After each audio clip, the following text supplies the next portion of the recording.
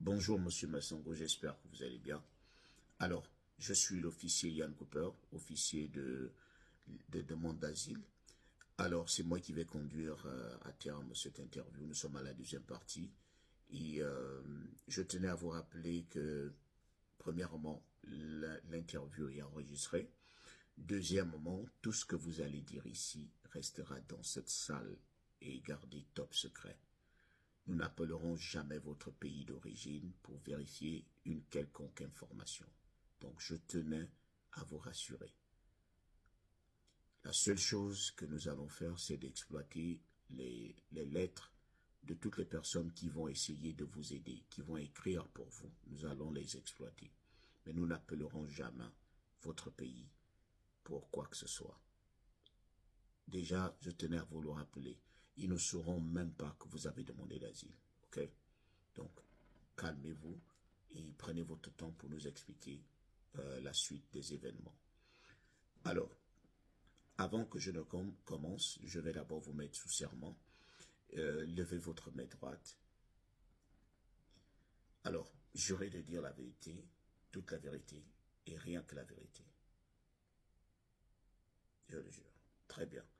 Alors, donnez-moi les raisons pour lesquelles vous avez décidé de quitter votre pays et les raisons pour lesquelles vous avez décidé de demander l'asile. Pardon? Oh, votre vie était en danger. Expliquez-nous, c'est un peu vague. De quelle manière votre vie était en danger? Qu'est-ce que vous faisiez et pourquoi votre vie est en danger? Qui veut la mettre en danger?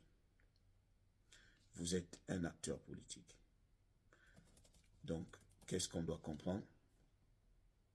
Vous faites partie d'un parti politique, de l'opposition, ou bien, oh, vous faites partie d'un parti, vous êtes un membre actif du parti qui s'oppose au parti au pouvoir. OK. Et, bon, il n'est pas interdit de faire partie d'un parti de l'opposition. Qu'est-ce qui s'était passé exactement? OK. On était venu vous attraper à un meeting. Et c'était quoi l'objet du meeting? Oh, c'était pour rassembler les populations pour une marche. La marche était pour quel but? Contre le pouvoir en place. OK, contre certaines lois qui n'arrangeaient pas certaines populations. OK. Maintenant, est-ce que vous avez réussi à faire la marche? Pas du tout. Alors, expliquez-nous ce qui s'était passé. À quel moment la marche a été interrompue? Est-ce que vous avez commencé la marche? Oh, vous aviez eu la visite des corps habillés. OK. Comment était-il? Vous savez de quel corps il s'agissait? Ils avaient des cagoules. OK. Et vous étiez dans une salle. Ils ont frappé. Vous étiez au nombre de combien? Il y avait une centaine de personnes. OK. Et qu'est-ce qui s'était passé? On vous avait sûrement attrapé ou bien on vous a sûrement mis dans une salle. Ils ont attrapé les leaders. Et vous en faisiez partie? OK. Vous faisiez partie des leaders. Maintenant, je ne comprends toujours pas. Soyez plus explicite. Qu'est-ce qu'on a fait de vous? Oh, ils ont commencé à vous bastonner. Expliquez-moi. Comment comment ont-ils procédé pour vous bastonner? Désolé si je pose des questions un peu plus approfondies. C'est pour retracer exactement ce qui s'était passé. OK. Ils vous ont mis des menottes. Ils vous ont mis au sol. OK. Et ils ont commencé à vous bastonner. OK. Donc, vous avez subi des violences physiques. Et après cela, est-ce qu'ils vous ont relâché? Ils ne vous ont pas relâché. Alors, où vous ont-ils conduit? En prison. OK. Et est-ce que vous pouvez exactement nous dire des personnes qui étaient derrière cet enlèvement? Le gouvernement? OK. Des officiels. Et en prison, racontez-nous un peu comment ça s'était passé.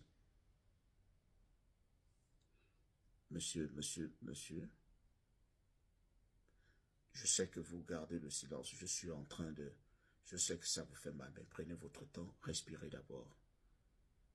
Je sais, ne pleurez pas. Faudrait qu'on aille au bout de cette interview. Je sais à quel point vous souffrez. Qu'est-ce qui s'était passé en prison? Vous avez été maltraité en prison? Vous avez été traité d'une certaine manière? OK.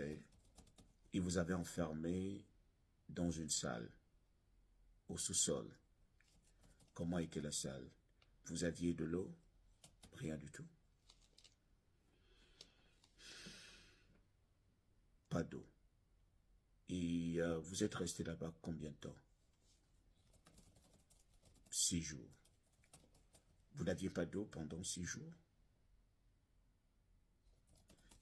Les 2 premiers jours, vous n'aviez pas mangé, vous n'aviez rien bu. OK. Et après les 2 premiers jours, ils ont commencé à vous livrer de la nourriture. Et comment vous vous sentiez? Abandonné. Ouais. Dites-moi exactement comment vous avez fait pour sortir de là. Est-ce que après les 6 jours, quelqu'un est venu vous délivrer, le leader de votre parti, ou bien personne? Le leader de votre parti était-il au courant que vous étiez arrêté? Oui. OK. Et comment vous arrivez à sortir? Ah, OK. On vous avait proposé d'aller débrousser, d'aller nettoyer la concession du chef de prison. Et c'est là où vous étiez enfui. OK. Et lorsque vous vous êtes enfui, vous êtes allé où exactement? Est-ce que vous êtes allé directement à l'aéroport? Ou bien vous avez utilisé un autre moyen? Ah, OK. Vous êtes allé dans un pays voisin. Wow. Dans la nuit? Vous avez voyagé toute la nuit, mais en forêt. Vous êtes allé dans un pays voisin. Et c'est de là-bas qu'on... Expliquez-moi. Vous avez fait comment pour aller à l'ambassade des États-Unis? Vous avez appelé, quelqu'un vous a envoyé des papiers, le passeport. Wow. OK. Quelqu'un vous a envoyé le passeport et vous êtes allé demander le visa. Mais ce qui vous arrive, il vous est déjà arrivé de mentir aux autorités américaines. Ce qui vous est déjà arrivé.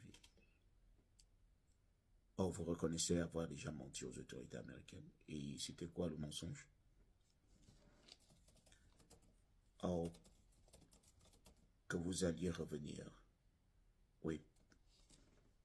Nous avons votre fiche, la fiche que vous avez remplie en ligne pour demander un visa touriste. Et nous avons réellement constaté que vous aviez menti en disant que vous étiez marié et que vous allez revenir. Merci d'avoir été honnête. Comme je l'ai dit, cette interview est enregistrée. Je sais à quel point ressasser certains mauvais événements est douloureux pour vous. Je prends note et je vais aller discuter avec mon superviseur et on vous tiendra forcément informé.